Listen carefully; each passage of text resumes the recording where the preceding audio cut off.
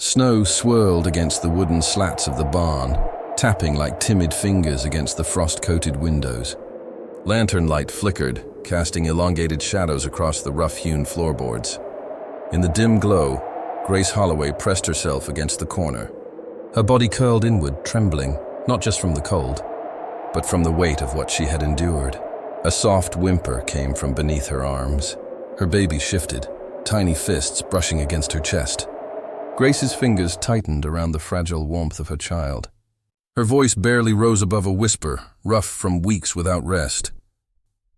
"Don't touch me. I'm broken," she murmured, each word a shard of memory she wished she could bury. Across the small barn, Silas Boone knelt beside a makeshift cradle, his broad shoulders steady even in the storm's howl outside.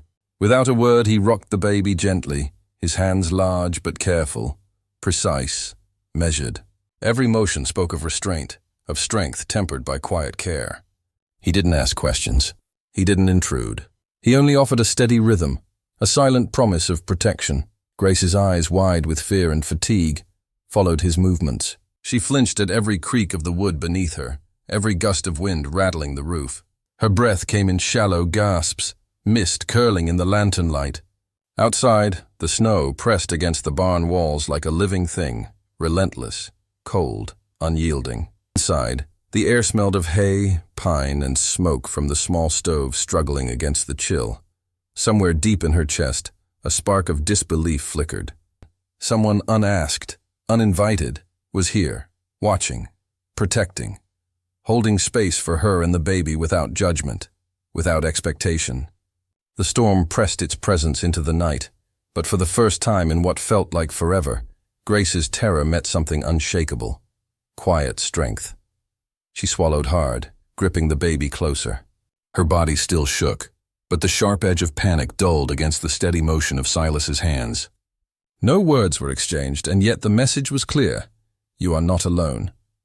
And in that fragile pause, amidst snow, lantern light, and whispered fear, Grace allowed herself the tiniest trace of hope.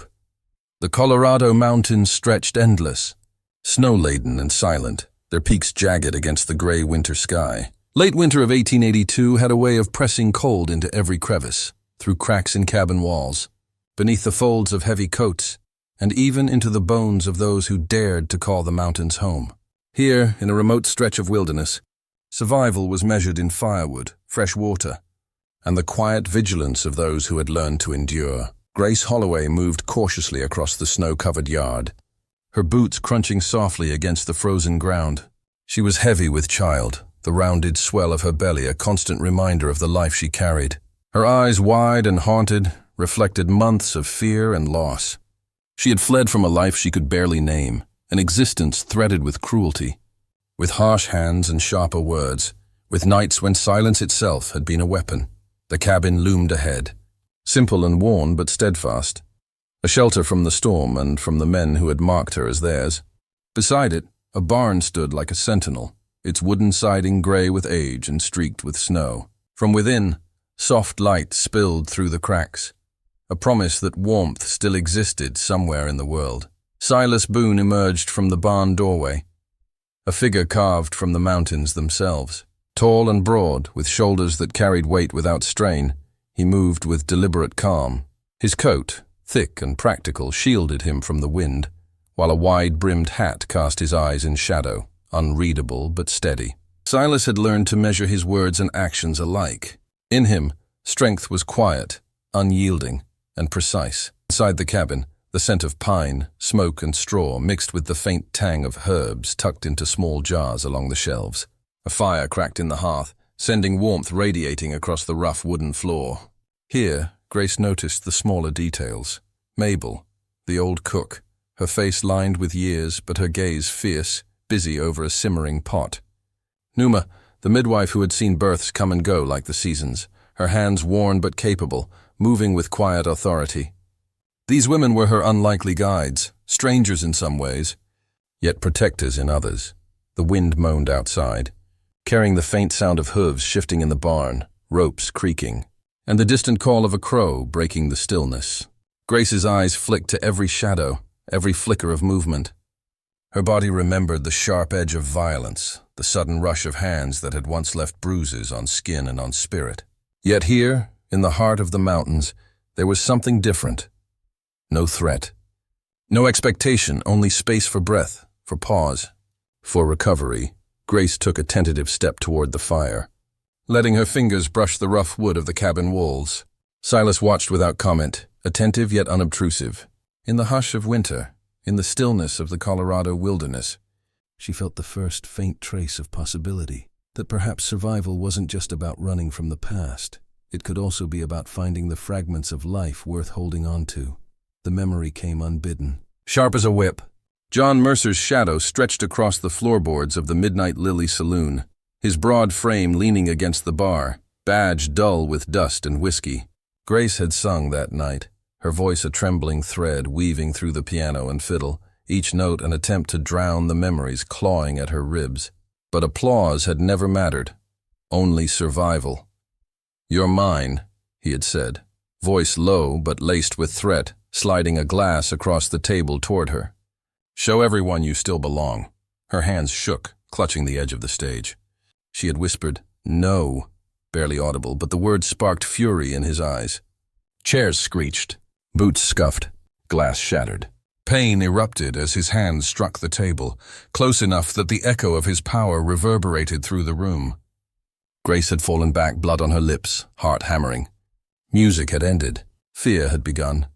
She remembered the surge of adrenaline as she fled, the way the tavern's chaos became a blur. Men laughing too loud, bottles tipping, fires of candlelight shaking in the cold wind. Mabel, the old cook, had appeared as if summoned by fate itself, pressing coins into her hand and murmuring, "You can't stay here.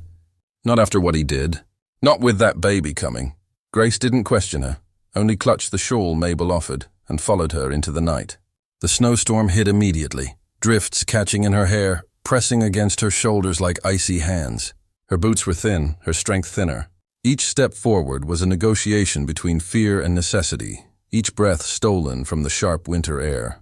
The baby moved beneath her hands, a fragile reminder of life depending entirely on her resolve. Branches clawed at her face. Wind howled through the trees like ghostly warnings, and her body screamed from exhaustion. Yet Mabel's grip was steady, guiding, unrelenting in its quiet urgency. After miles of trudging, a faint light appeared ahead, spilling from the cracks of a wooden barn.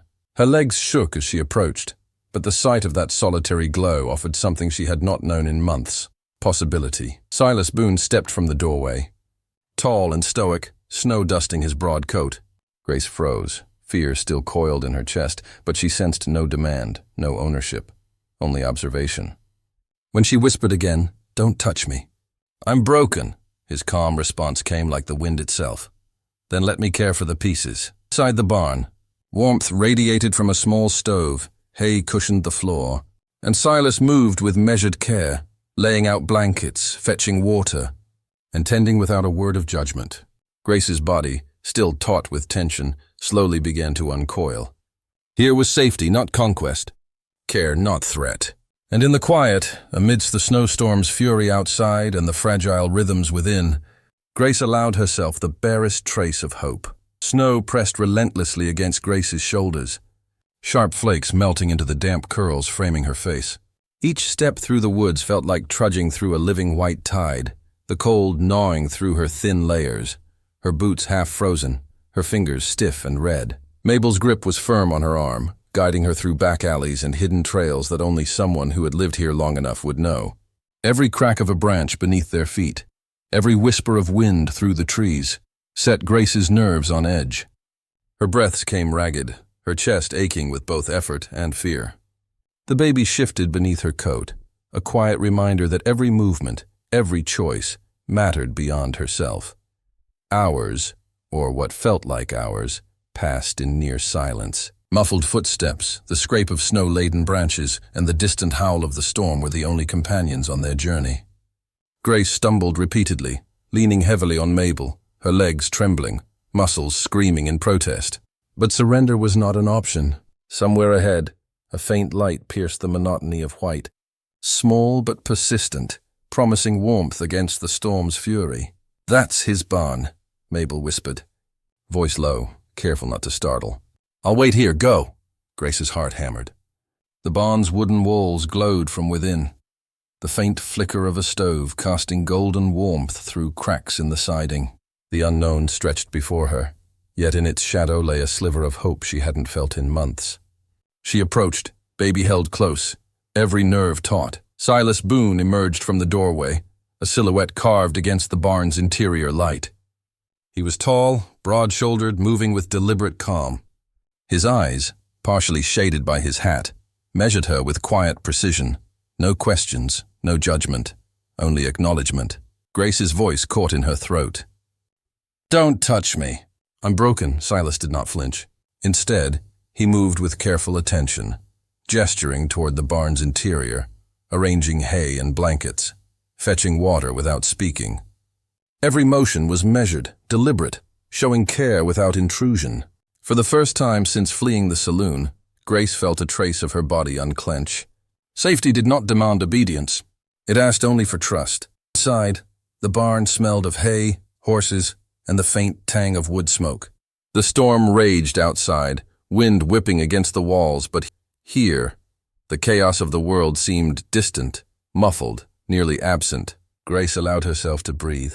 The faint flicker of lantern light danced across Silas's steady movements, a quiet promise that she was not alone, that refuge could exist even in the most unlikely of places. In the stillness, hope took root. Not loud, not demanding, but a fragile pulse. Warmth against the cold, light against the storm, a hand extended in care rather than harm. The barn's interior was quiet, but not empty.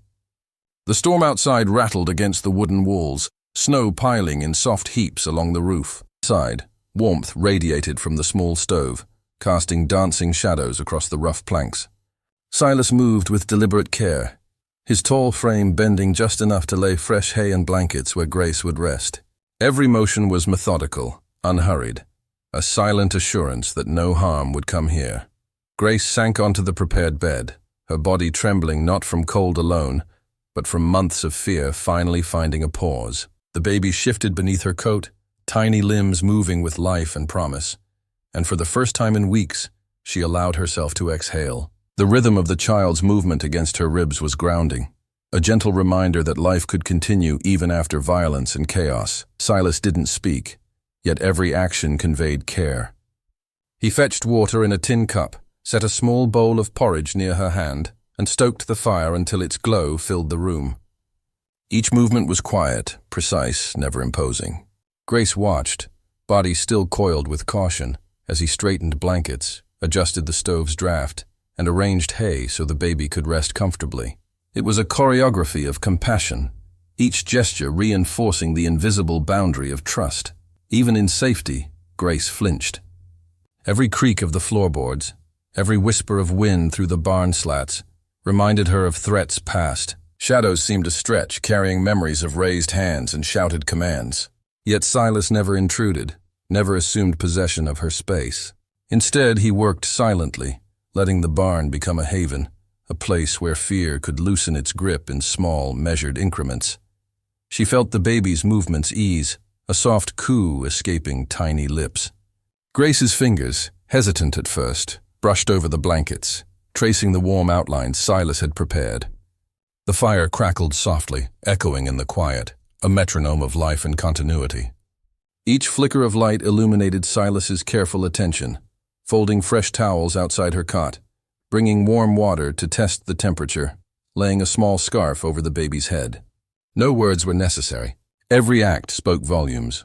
For the first time, Grace allowed her shoulders to drop, her muscles unclenching from weeks of tension. Her eyes lingered on Silas as he moved around the barn, checking on the horses, stoking the fire, yet never pressing her to speak or act. It was in this rhythm, the steady cadence of care, that she began to feel the fragile pulse of safety. Night deepened, and the storm continued its relentless dance outside. Yet inside, the barn felt insulated, a protective bubble of warmth and quiet. Grace rested against the hay, the baby nestled against her chest, her hands tracing the soft blanket Silas had laid. Every small gesture, every silent offering of care, chipped away at the walls she had built around her heart. In this barn, Amid the scent of hay and wood smoke, with the fire's glow dancing across the room, Grace realized that safety could exist not in the absence of danger, but in the presence of someone steadfast and patient. Silas had given her that, a sanctuary built not of words but of unwavering, gentle attention, and in that space, she began, slowly, to heal. Morning light filtered softly through the barn's slatted walls, painting the hay in muted gold. Grace stirred, fingers curling around the baby's tiny form. Lily cooed, a gentle sound that echoed against the quiet barn.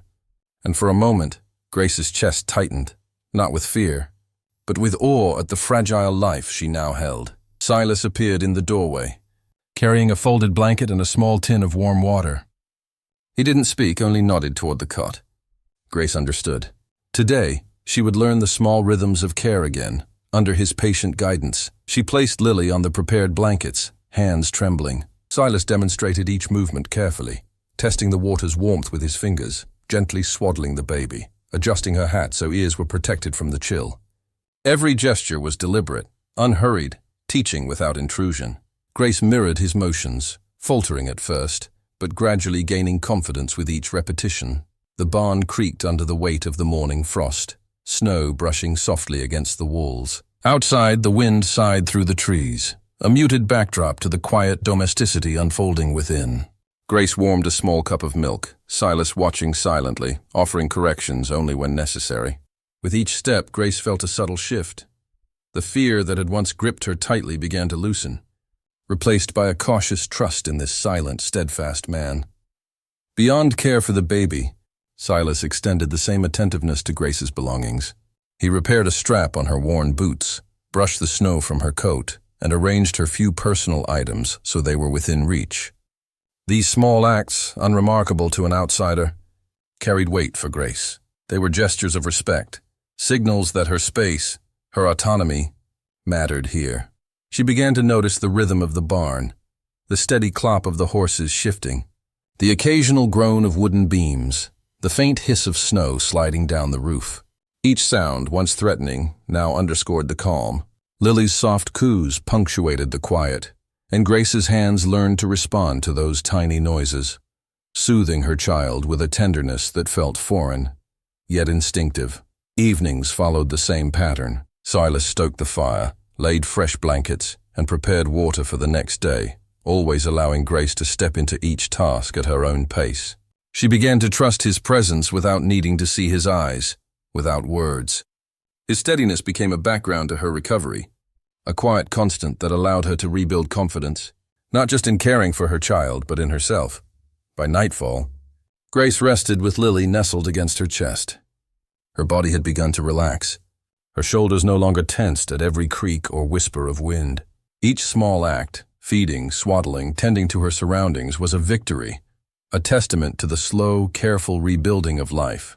The barn, once a refuge from immediate danger, had become a space of quiet transformation. And in the gentle rhythm of care, trust was taking root. The quiet of the barn mornings shattered with the crunch of boots pressing into fresh snow. Grace's heart jumped as she looked up from the cot, Lily nestled against her chest. Through the frost-specked doorway, 4 riders appeared, their polished boots and neat saddles a stark contrast to the rough, weathered mountains around them. At the center, John Mercer's face was taut with anger, eyes blazing with ownership and entitlement. "She's mine!" he barked, voice cutting through the cold. "That child is mine!" Grace froze, body rigid, gripping Lily tightly. Fear clawed at her chest, the same fear that had once driven her to run, to hide, to survive. But this time she didn't flinch entirely. Something steadier ran beneath the panic. The lessons learned in the quiet rhythm of care, the small victories of the past weeks. She could feel Silas's presence behind her, a silent anchor. Silas stepped forward, broad and unwavering, the baby cradled safely in his arms. He did not reach for a gun, did not raise his voice. His calmness was a shield, a statement of unspoken authority. "This barn, this child, this woman, they're safe," he said, voice low and deliberate. Each word was measured, carrying the weight of certainty, of moral ground that could not be challenged by threats or bravado. John Mercer's eyes narrowed, scanning the barn, the fences, the mountains beyond. His hands twitched toward his belt, But before they could grasp weapons, a new presence emerged. Mabel, Numa, and several ranch hands stepped from the shadows, their faces determined, unarmed but resolute. One by one, they formed a barrier of solidarity, a silent warning that Grace was no longer alone, that the tide of intimidation had shifted. Grace felt her pulse accelerate, not from fear, but from something unfamiliar. Courage. She straightened, holding Lily closer. "She's not a thing," she said, voice quiet but unwavering. "And I didn't steal her. I saved her." The tension crackled, heavy as ice underfoot. Horses shifted restlessly, their hooves scraping against frozen ground, the snow pressing cold against the barn walls. Mercer's companions glanced at each other, unease flickering in their eyes. Mercer himself hesitated, caught between pride and the unyielding weight of moral truth standing before him. Silas did not raise a hand, did not threaten. He simply held Lily firmly, his presence a solid line between danger and sanctuary. The snow-draped landscape held its breath with them. Finally, Mercer spat, "This ain't over," and with a surge of reluctant pride, he wheeled his horse and retreated, the others following silently, unable to meet the eyes of those who had stood for justice. Grace sagged slightly, relief flooding through her. She felt the tremor in her body begin to ease. Silas handed Lily back into her arms, gentle as always, his steady gaze meeting hers for the briefest moment. "You don't owe me anything," he murmured. But she understood. The fight had not been with guns, with fists, or with anger. It had been with courage, trust, and quiet resilience. The storm of fear had been met with unwavering presence, community support, and the strength she had slowly rebuilt within herself. Outside, the snow continued to fall, soft and silent. The barn, once a fragile haven, now felt indestructible. Grace held Lily close, feeling the warmth of the child, the steadiness of Silas, and the power of standing unafraid. For the first time since fleeing, she recognized a truth deeper than survival. She was no longer broken. She was whole enough to face the world and to protect what mattered. The snow had begun to soften outside, sunlight glinting off frost-laden branches, turning the mountains into a sparkling cathedral of white. Inside the barn, warmth radiated from the fire, wrapping the space in an intimate glow. Grace sat on the edge of the cot, Lily resting peacefully in her arms. For the first time in weeks, she didn't flinch at every creak of wood or whisper of wind. The storm outside had passed, and a different kind of calm settled within her. Silas moved quietly around the barn, tending to the stove, stacking firewood, and ensuring the blankets were spread just right. He didn't speak much. He didn't need to. Each motion was a language of care, each gesture a lesson in patience and respect. Grace watched him, her chest lightening with every small act. The barn no longer felt like a refuge from danger. It had become a sanctuary, a space where life could breathe freely, where safety and trust had been cultivated quietly. Tenderly over time, Mabel and Numa appeared from the back, bringing baskets of food and warm tea. Their eyes held pride and reassurance. "She's thriving," Mabel whispered softly, brushing a loose strand of hair from Grace's face. "And so are you." Grace's hands trembled slightly, not from fear, but from the fullness of emotion. She looked down at Lily, who gurgled and reached for her mother's cheek. A small, tentative smile tugged at Grace's lips, the first true smile she had allowed herself in what felt like a lifetime. It was fragile yet undeniable. In that moment, she realized she was no longer broken. She was resilient. She was capable. She could protect, nurture, and love, not just her child, but herself. Silas came to her side, kneeling quietly, and rested a hand gently on her shoulder. His presence, steady and unassuming, grounded her further. "You've done well," he said softly, voice carrying the weight of truth rather than praise. "You're not broken. You're just stronger than you know." Grace turned her gaze to the fire, letting the warmth seep into her bones. Outside, the wind whispered through the pines, but inside, every sound spoke of safety. Lily's coos, the crackle of the stove, the subtle creak of floorboards responding to Silas's careful movements. Each gesture, each noise, reinforced the knowledge that she belonged here, that she had been seen, understood, and protected without expectation or demand. Days passed with gentle rhythms. Grace learned to sing soft lullabies again, her voice trembling at first, then growing steadier as Lily's laughter encouraged her. Silas continued his quiet acts of devotion, bringing fresh water, repairing small items, tending the barn. Mabel and Numa guided them both when needed, their presence reinforcing the bond forming between mother, child, and rancher. One evening, as the golden sunset spilled across the mountains, Grace stood at the barn door, Lily cradled in her arms. Silas approached silently, placing a small hand-carved wooden horse at Lily's feet. The child reached for it with delight, and Grace's heart swelled with a sense of completeness she had thought impossible. She looked at Silas, eyes soft but clear. "You've given me more than shelter," she whispered. "You've given me hope." He only nodded, a quiet smile touching his lips. "We take care of each other," he said. Outside, the snow melted into slush, streams of light and warmth flowing into the barn. Grace hummed a lullaby, Lily's tiny hands clutching at her chest. For the first time, fear had no hold over her. She was not merely surviving, she was living fully, tenderly, and whole. The barn, the mountains, the people around her, they were no longer obstacles or shadows of danger. They were the foundations of a new life, built on quiet strength, respect, and love. As night fell, the fire burned low. Grace rested, Lily asleep against her, Silas at her side, the barn alive with gentle warmth and safety. In that space, surrounded by care and solidarity, Grace understood the truth. Even after the harshest winters, life could bloom again. She whispered softly to herself and to the child she had saved and nurtured.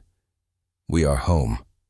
We are safe. We are whole." Spring had arrived quietly in the Colorado mountains, brushing the slopes with soft greens and early blooms. Tulips peeked through thawing earth, lavender perfumed the air, and the sun's golden light spilled across the barn's worn wood. Grace Holloway moved with a calm she hadn't known she possessed months ago. Lily nestled in her arms, giggling at the little wooden horse Silas had carved for her. The barn, once a refuge from fear, now hummed with life, warmth, and purpose. Every day had its rhythm, a gentle cadence of chores and care. Grace swept the floorboards, her hands steady, while Lily's tiny feet pattered over rugs she had sewn herself. Silas repaired fences and stacked firewood, his eyes catching hers with quiet acknowledgement, never overbearing, always steady.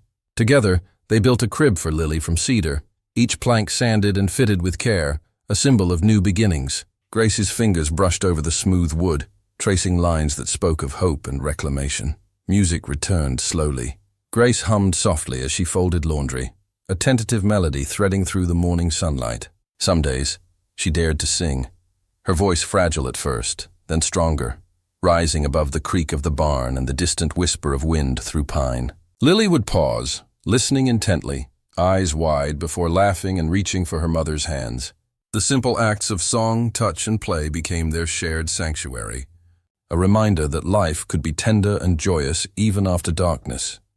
The first public outing after the harsh winter arrived in the form of a small spring fair in the valley town.